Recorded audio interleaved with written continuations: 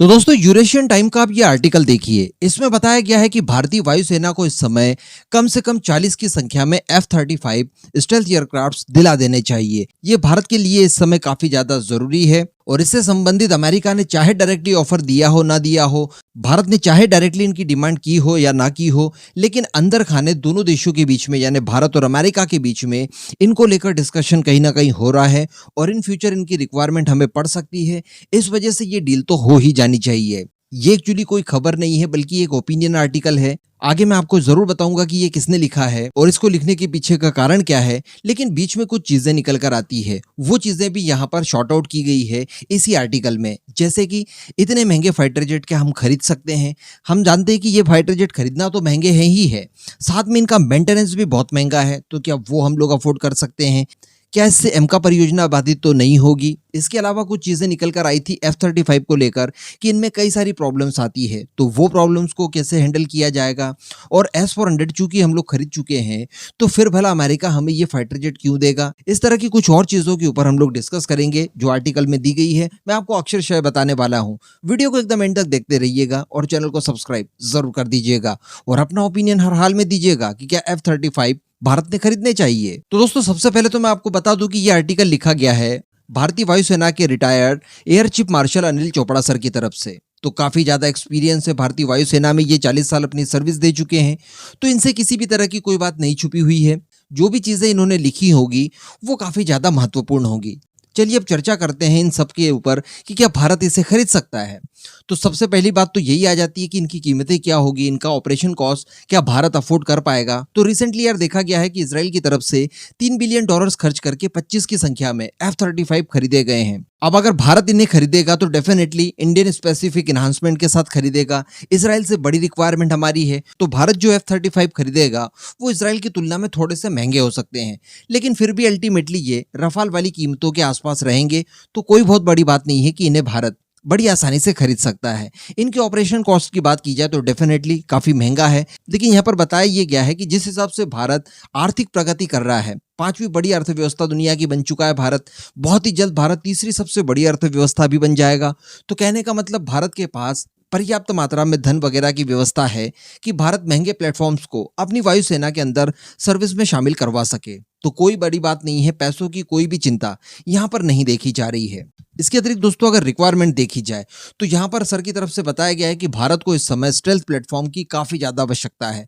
No doubt हम लोग हमारे एमका के ऊपर काम कर रहे हैं, कुछ छोटे मोटे स्टेल्थ यूसीएवी भी तैयार कर रहे हैं, लेकिन एक फुल फ्लैश फाइटर जेट की बात की जाए तो F-35 बहुत अच्छा रोल प्ले कर सकता है। वो भी तब जब हम ये जानते हैं कि चाइना द्वारा अपने स्टेल्थ प्लेटफॉर्म यानी J-20 को 150 के नंबर में इंडक कर रखा है। वहीं पर अगर बात की जाए पाकिस्तान की, तो वो भी अपनी एयरफोर्स को ग्रो करने की कोशिश कर रहा है, धीमी रफ्तार से लेकिन कर रहा है।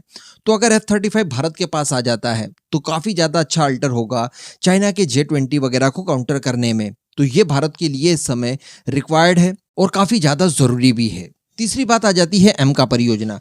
तो सर के द्वारा यह भी बताया गया है कि एमका परियोजना इस समय अंडर डेवलपमेंट है और वो परियोजना जब तक इंडक्शन के द्वार तक पहुंचेगी, यानी जब एक्चुअली फाइटर जेट बनकर हमारी वायुसेना में सर्विस देना शुरू करेंगे, तो इसमें काफी लंबा समय लग सकता है, 1 दशक से ज्यादा का समय।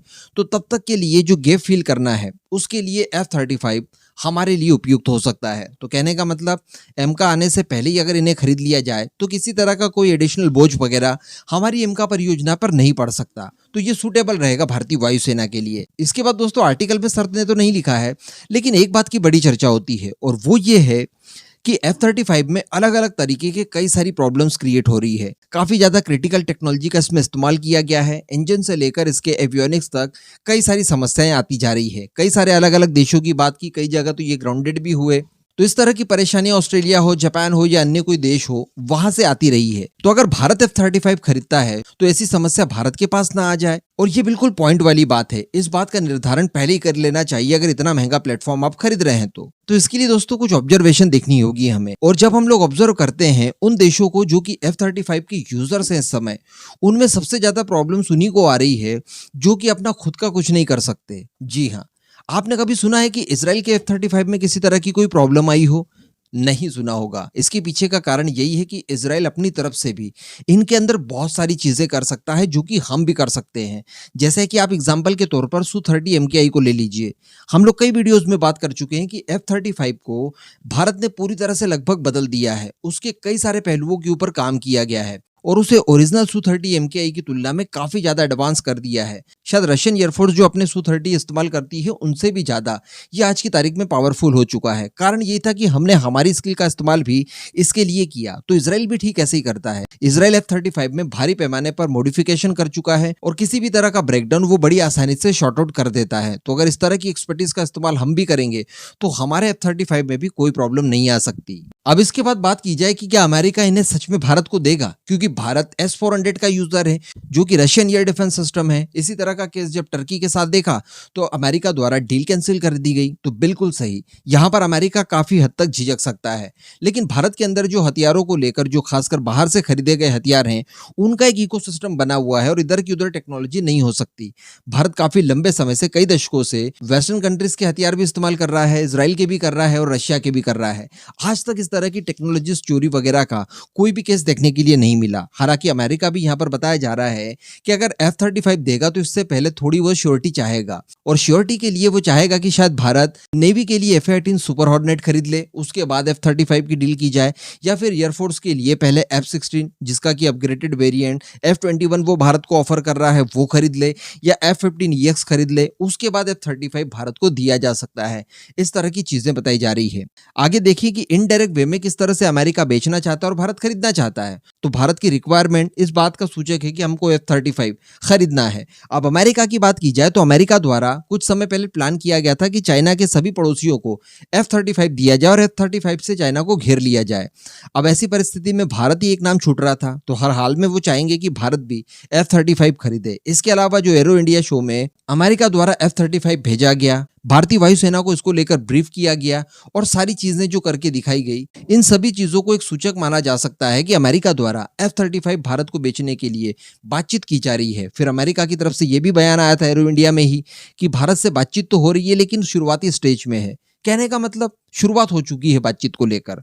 तो ये सारे कारण मिला जुलाकर F-35 भारत की परिस्थितियों के हिसाब से सही रहेगा, ये इस आर्टिकल का मोरल है। इस पूरे मुद्दे पर अब आपका जो भी मानना हो नीचे कमेंट करके जरूर बताइएगा।